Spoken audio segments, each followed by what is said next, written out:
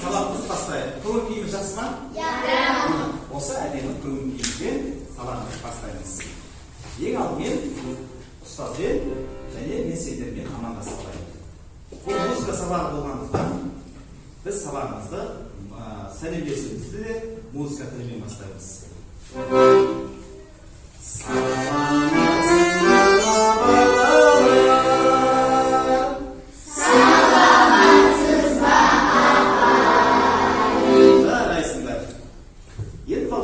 Музыка сабағы болғандықтан ән орындаймыз.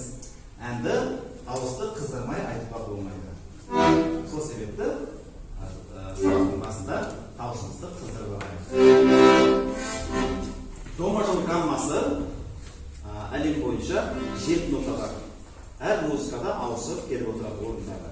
Сол 7 нотамен дауысымызды қыздырып алайық.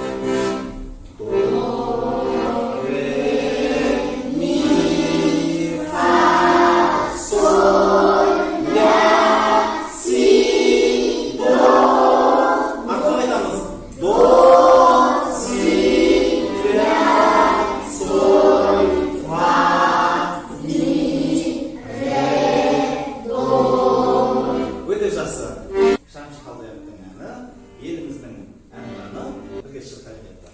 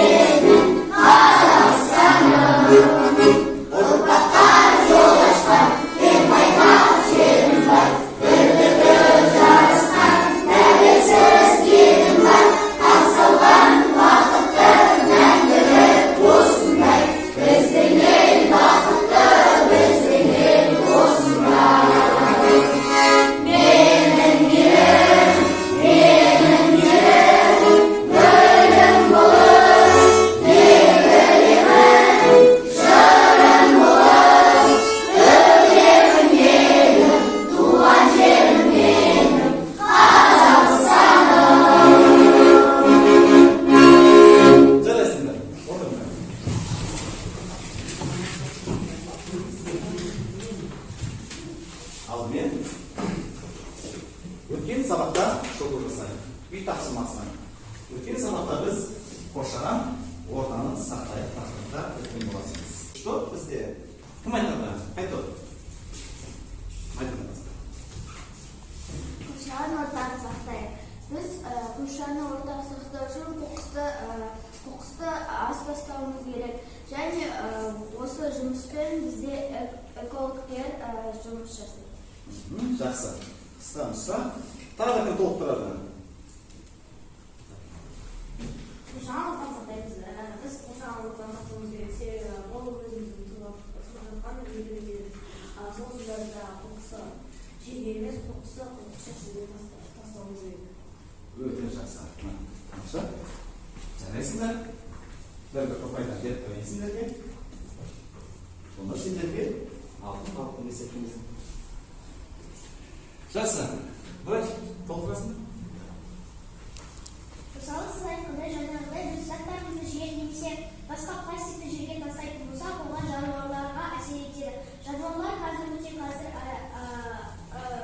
азайып бара жатыр. Сол үшін біз болса да жерге тастамауымыз керек, аулардың бәрін әр бөлікке салуымыз керек. Жақсы, дұрыс. Ата бұлықпай, үш топта тең келе жатыр. Біз өйткені бұл біздің тұрмыстан жеріміз. Біз егер де қоқыстарды әр жерге тастай берсек, жер ластанады. Жақсы, өте жақсы.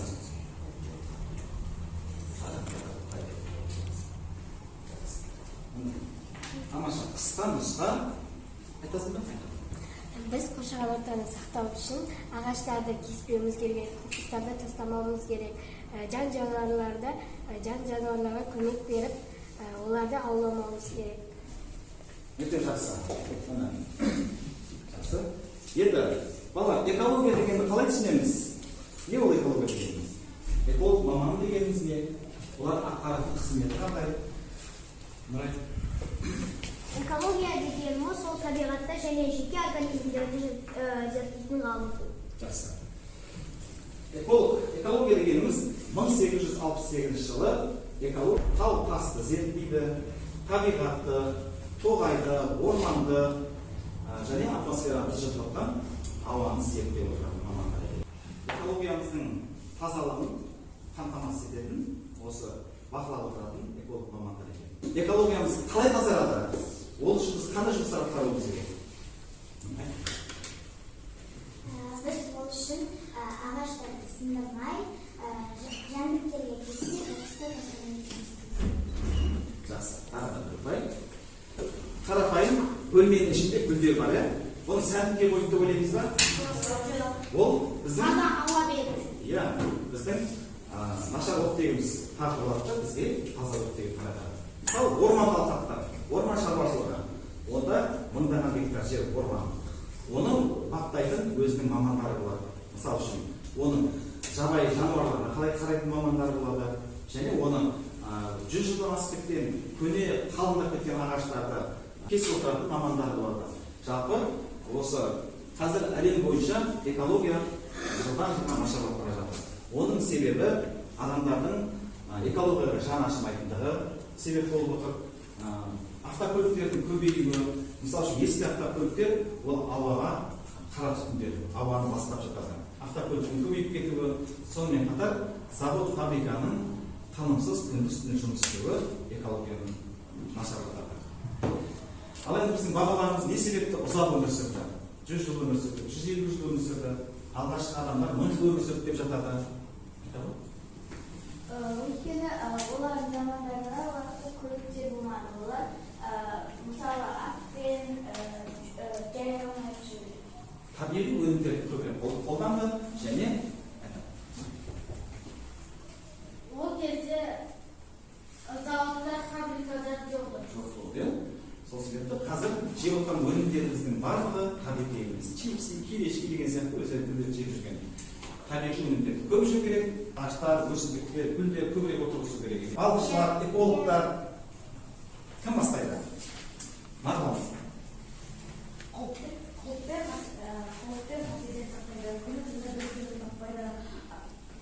Кенеттен өрт шықса,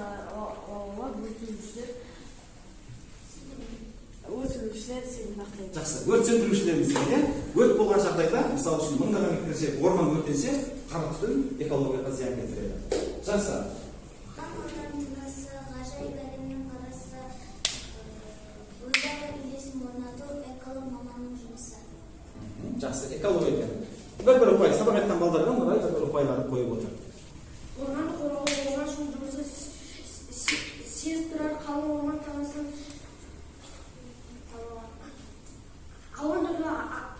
ауыр түрлі міндеттерін атқарған орманшының абыройы. Жақсы, жарайды, болды. Тамаша, барлықтарын дайындалып келгенсіңдер, жақсы дайындап көңілдерін қимай тұрмын, бірақ енді уақытқа баруымыз керек. Жаңа сабаққа ауысайық. Жаңа сабағымызда осы экология мәселесінен алыс емес. Әрі 20 ғасырдың басында жаңалық алып келген бүкіл әлемді шулатқан және оның пайдасы да бар адамзаттың өмір сүруі үшін және зиянды жағы да бар екен. Біз жұмбақтан бастайық. Ұшады қанатсыз, зырлайды аяқсыз. Бұл не екен? Зымыран. Жақсы, барлығында біліп отырсыңдар, зымыран екен. Аспанда бір алып құс азғып ұшып барады. Қарап тұрсаң ғажайып, соңында ұшады екен. Өте тамаша. Осындай сабақтың аяғына дейін белсеніп отырайық. Мына бұл тақырыпты ашу үшін қойылған жұмбағымыз болатын. Бүгінгі тақырыбымыз не екен? Байқоңыр деген. Байқоңыр қай өңірде орналасқан деп ойлайсыңдар? Өскемен. Өскемен деп ойлаймын. Сендер? Қызылорда деп. Сендер? Қызылорда. Екі топ Қызылорда деді, бір топ Өскемен деп таңдаған екен. Енді дұрыс жауабы Қызылорда өңіріне облыстан қарайды екен. Қызылордадан шамамен 300 шақырым, 200-300 шақырымда жерде орналасқан Байқоңыр деген 70 мың халқы бар жерде, сол жерде қалашық бар. Содан 30 шақырым қашықтықта ракетаға шығарылды. Байқоңыр қаласы қай жерде? Тоқбашылар деп көрсетіңіз ме? Тоқбашы, Айна бар, Маржан бар, Нұран. Қай өңір деген? Қызылорда өңірі деген. Байқоңыр қай жерде тұр? Жақсы, жарайды, отырыңдар. Балдар Өскемен емес, қай жер екен? Қызылорда өңірі екен. Ал енді Қызылорда өңірін сыры өңір деп айтып жатады. Ертеде аты аңызға айналған Қорқыт бабамыз өзінің желмаясынан, желмая дегеніміз түйе ғой. Желмаясынан мініп, адам мәңгілік жасайтын, адамның өмір сүруіне ыңғайлы жер іздейді. Әлемді қанша шарласа да Байқоңырдай жайлы шықпайды екен. Бұл Қорқыт энциклопедиясынан алынған. Енді осы киелі адам болған ғой. Бұл Қорқыт не үшін олай айтты деп ғалымдар оны терек зерттейді. Сыр өңірін терек зерттеп, олар танытылады. 20 ғасырдың ортасында осы Байқоңыр қаласында жердің тартылысы аз, экваторға жақын, экватор деп отырғанымыз теңіздік деген мағынаны береді. Жердің қақ ортасына өтетін экватор сызығы. Сөйтіп 1953 жылы олар құрылыс бастап кетеді. Адамның қиялы ғой, бұрын болмаған. Осы біз аспанға ұшамыз, аспанды зерттейміз, қиял, бірақ ол орындалмайды, оларға белгісіз. Сөйтіп, 50-ші жыл құрылысты бастайды, ол өте құпия болады, ол бола ма, болмай ма деген сияқты ғой. Сөйтіп, 1955 жылы құрылысы аяқталып, оның ашылуы болады. Сөйтіп, 1957 жылы ең алғаш домалақ, бойы шамамен 1 метрге де жетпейтін жер серігін ұшырады. Ол жерді 444 рет айналады. Сөйтіп, ол жердегі мақсат беймәлім орбитадағы қалай болады, ол жерде ұшуға бола ма, болмай ма деген сияқты, ол жаңағы фотоға, видеоға түсіру мақсатында ұшырылады. Сөйтіп, ол 444 рет айналып, ауа деген қысымы тығыз болады ғой, атмосфера. Сол жерге келген кезде жарылып кетеді. Мысалы үшін, көліктер сағатына 100 шақырымға жүретін болса, ол ракета сағатына 28 мың шақырым жылдам жүреді. Сөйтіп, жерді 108 минутта айналып шығады. Сөйтіп, 1957 жылы сынақ жүргізілген болса, 1960 жылы 2 итті ұшырады. Аттар білесіңдер ме? 2 итті ұшырады, ол ұшырылым сәтті аяқталады. Оған қуанады. Сөйтіп, одан кейінде бірнеше маймылдарды ұшырады, жәндіктерді ұшырады. Сөйтіп, 1961 жылы тұңғыш адамзат ғарышқа аттанады. Юрий Гагарин. Сөйтіп, ол 2 тәуліктей ғарышта болып, сәтті жерге қонады. Бүкіл әлем шулап жатады. Ол бір жаңалық болды ғой. Ол қиялдағы нәрсе, енді армандағы нәрсе орындалды. Жарияланады бүкіл әлемге. Таң қалады. Қалайша болды? Ол жаңағы орбитада болып, бүкіл зерттеп, қайтып жерге оралады. Тұңғыш адамның ұшуы 1961 жылы 12 сәуірде болады. Бұл уақытқа дейін 545 адам айға ұшқан екен. Оның 338-сі ақш-тың ғарышкерлері болса, 130-ға жуығы Ресейдің азаматтары және біздің қазақтар. Онда біздің қазақ қанша ғарышкері бар деп ойлайсыңдар? 3 ғарышкері. Ол кім?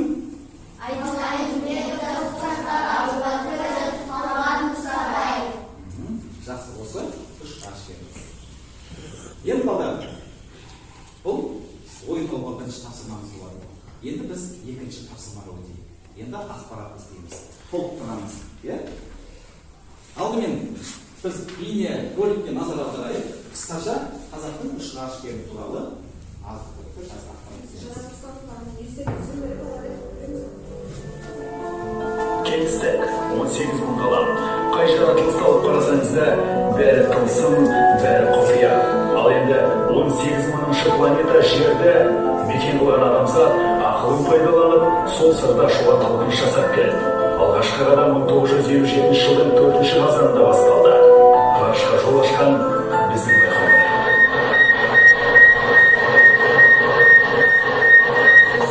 Қазір жер мен ғарышты байланыстырып тұрған 28 айлақ бар. Олардың ішіндегі ең ірісі үшеу. ақш-тағы, Канаверал, Қытайдағы, Цзюцюань және Қазақстандағы байқоңыр. Айлақтың ашылғанына биыл 61 жыл. Осы уақыт аралығында 1500-ден астам сәтті шолғын жасалған. Яғни әлемдегі әрбір үшінші жер серігі ғарышқа байқоңырдан аттанады. Жасанды жер серігінің сәтті ұшырылымынан кейін орбитаға адамды аттандыру мәселесі көтерілді. Бірақ ғаламның сыры беймәлім. Сондықтан ғарыш кемесінің әуелгі жолаушысы жануар болды. Лайка бастап, белка стрелка қоштап ақырында иттер ғарышты бағындырады. Белка мен стрелкадан кейінде ғарышқа жануарлардың сан түрі ұшырылды. Яғни 1961 жылдың 12 сәуірінде жол ашты. Ғарышқа Юрий Гагарин ұшты. Тарихта тұңғыш ғарышкер деген атпен болған Юрий Гагариннің 1961 жылғы алғашқы сапарынан тартқанда бүгінгі күнге дейін 545 адам ғарышқа ұшқан. Оның үшеуі қазақ баласы.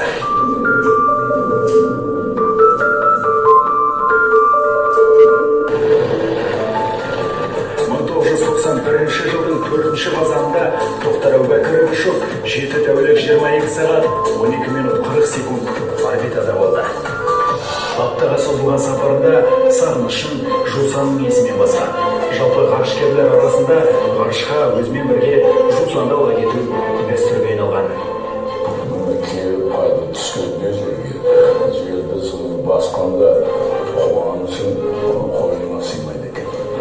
Енді бүкіл кей алда келген адамды сүйіп келеді. Құшақтағым келеді. Жердің несін бұрын сезбегенмін. Су түскенде ғана мен жердің сен несін өте ерекше сездім.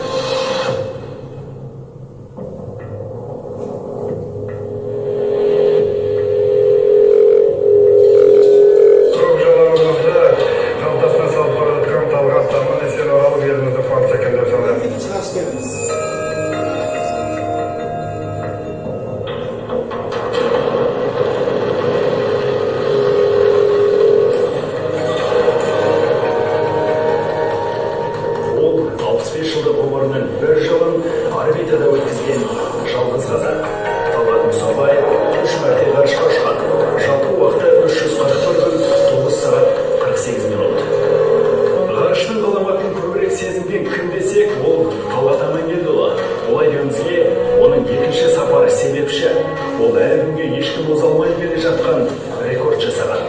Бір айдың ішінде 5 рет 30 сағат 8 минут ұзақтығымен ашық ғарыш кеңістігіне шыққан. Талғат Амангелдіұлы ғарыштан оралғанда сағынышын балалық шағын еске алумен басса керек. Бұл кейіннен дәстүрге айналды. Қазір ғарышкерлердің жерге келгенде алғашқы күні алма. Эта традиция подразумевает под собой и еще некоторое наблюдение за состоянием организма космонавта. Определяется моторика рук космонавта, как он держит яблоко. По такому даже маленькому эпизоду, что космонавт из яблока, врачи могут собрать дополнительную информацию о состоянии организма. Ғарыштың ғаламаты сол шығар, жер ананың ғажайыбын сезді. Мұны қазақтың 3-ші ғарышкері, Қазғарыштың алғашқы ғарышы Айна Имбетовке растайды.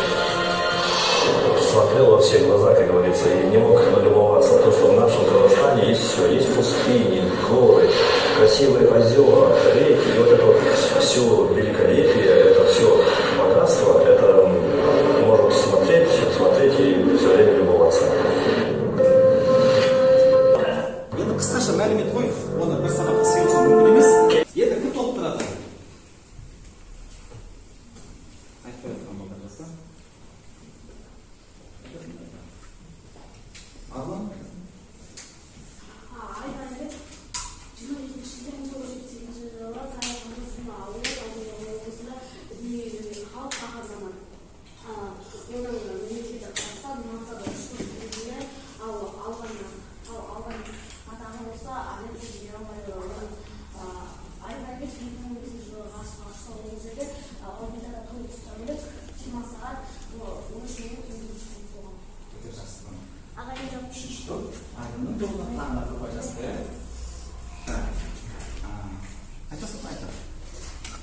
Ойбайұлы әуезов 27 қараша 1946 жылы Қарақал ауданы Қарағанды облысы Қазақстаннан шыққан тұңғыш ғарышкер.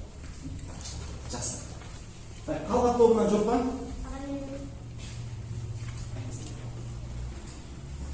Талғат Мұсабаев, ол 2 қаңтар 1951 жылы туылған. Ол ғарышта 348 күн 9 сағат 48 минут болғанмен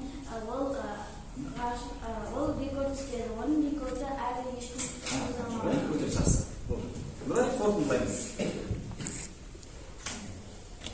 Тоқтарұлы Ойбайұлы Албасаров 1946 жылы дүниеге келді. Қарқалы ауданында Қарағанды облысында дүниеге келген. 1991 жылы, яғни қазақтың алғашқы космонавты 1991 жылы 2 қазанда зымыранмен ғарышқа ұшқан екен. Ол ғарышта болған уақыты 684 күн 720 секунд.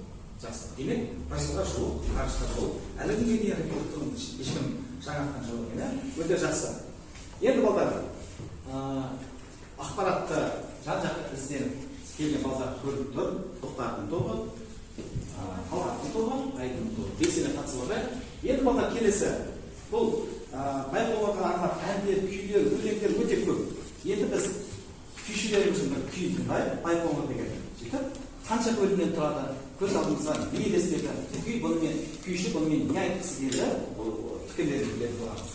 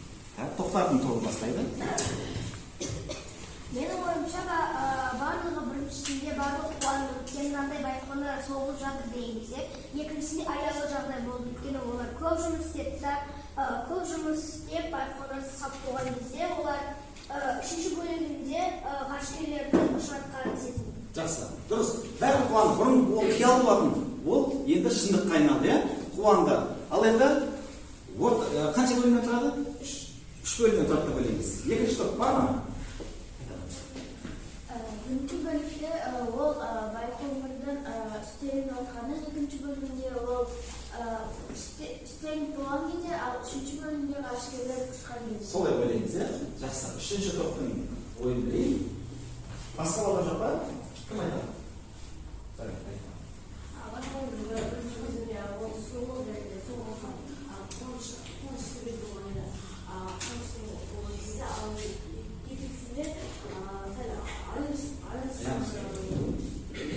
Жақсы, отырады. Енді балдар бәрі қуанды, иә? Таң қалып, бүкіл әлем шулап кетті. Қалай сонда деп, адамзат қалай ұшты деп. Ал енді екінші бөлімде орбитаға көтерілген кезде басқа әлем, бұрын белгісіз, ешкім бармаған әлем. Үшіншісінде қайтадан жерге оралуы, халықтың күтіп алуы, иә? Солай. Ал енді бұның пайда зияны бар деп сұрақтың басында айтып кеттік қой. Оның пайдасы біздің қазір экранды пайдаланып жатырмыз. Бәріміздің қолымызда телефон бар, спутниктердің арқасында орбиталарға. Ал енді оның зияны ол ұшқан кезде өте улы қалдықтар қалдырады. Бір жылда 35 мың тоннаға дейін улы газдар, түрлі зияны қалдықтар қалдырады екен. Ол деген сөз экологияға зиян ғой. Экологияны бүлдіреді, адамның өмір сүру деңгейі қысқарады, түрлі аурулар көбейеді деген сияқты, оның да қайта зияны көп. Ән сабағы болғандықтан бүгін біз Айқұлық деген ән үйренеміз. Кітаптарың болса. 5, 4, 3, 2, 1, fire!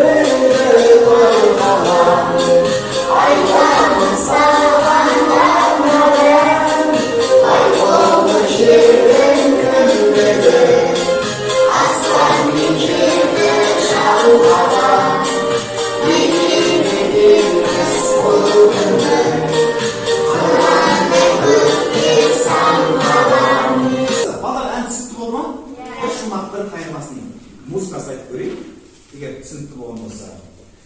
Қазақтың байтақ даласы, күннің бар оған жаласы, әлемде даңқы тараған, байқоңырыма қарашы, атыңды білді бар ғалам, айтамын саған арманым, Байқоңыр жердің кіндігі, аспан мен жерді жалғаған, неге береміз бұл күні, қырандай көкте самғаған. Жақсы, соңғы 5-ші тапсырма.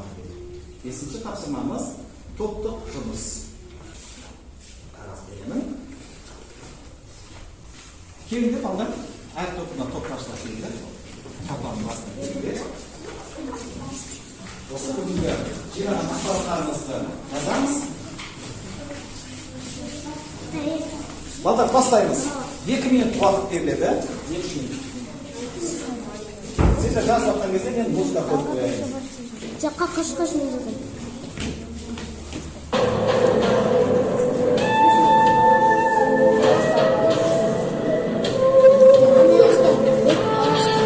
Вода, мать,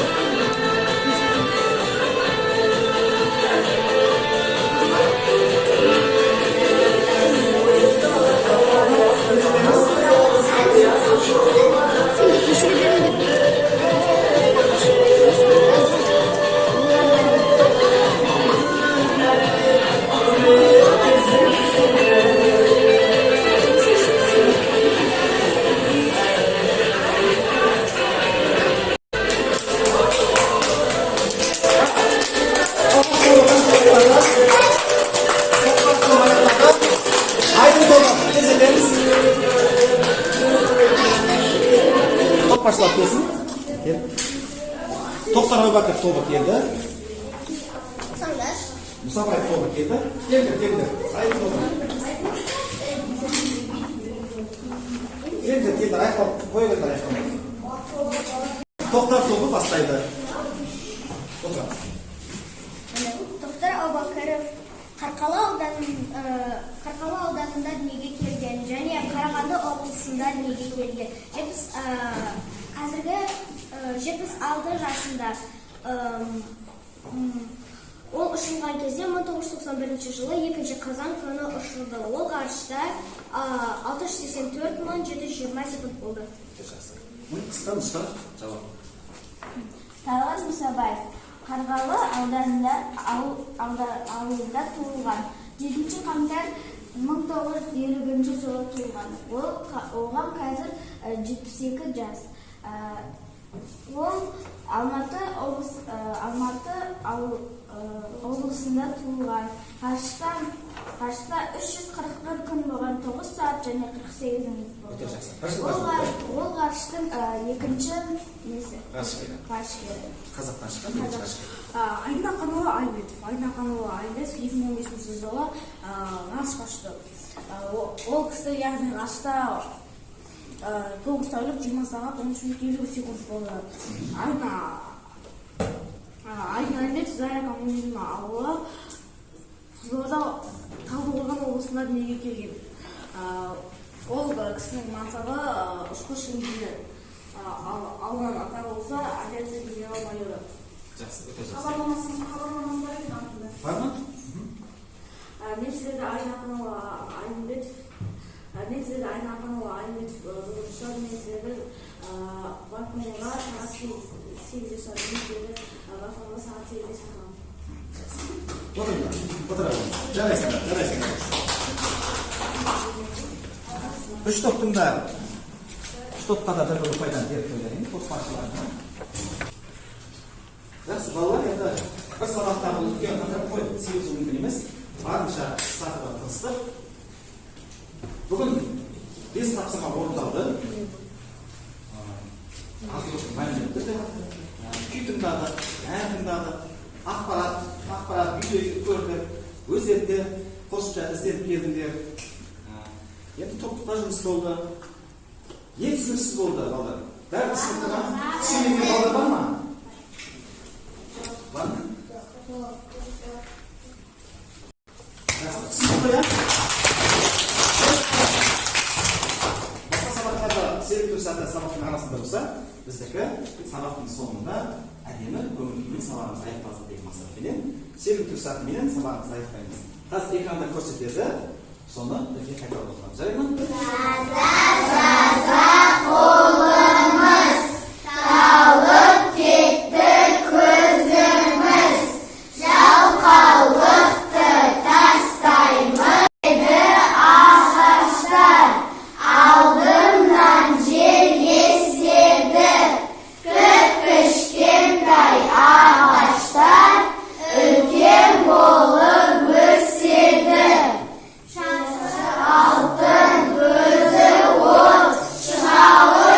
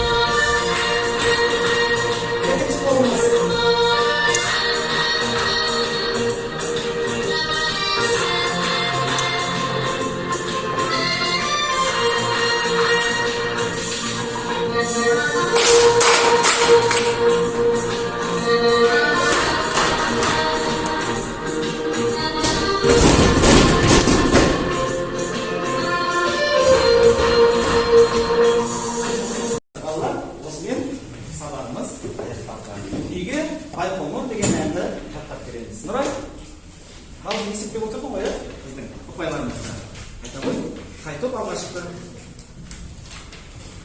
негізі барлық топтар жақсы жауап берді, бірақ топ басшылары көп жауап берді. Көбірек жауап берді, иә? Көрсетеді, топ басшыларына қол соғып қояйық. Мына топ жеңді деп айтпаймыз. Достық жеңді деп айтайық.